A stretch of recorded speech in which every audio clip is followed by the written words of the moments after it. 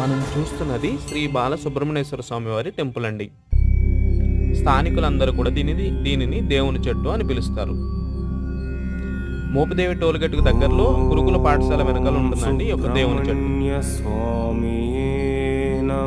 మోపిదేవి సుబ్రహ్మణ్యేశ్వర స్వామిని దర్శించుకున్న తర్వాత ఇక్కడికి కూడా వచ్చి శ్రీ బాలసుబ్రహ్మణ్యేశ్వర స్వామిని దర్శించుకుంటారండి భక్తులందరూ కూడా.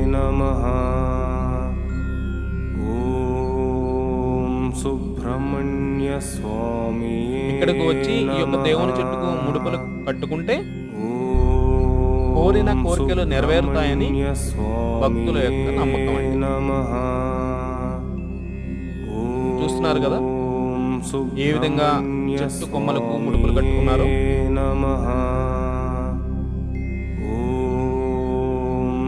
ఈ యొక్క చెట్టు దగ్గరలోనే మా పొలాలు కూడా ఉన్నాయండి.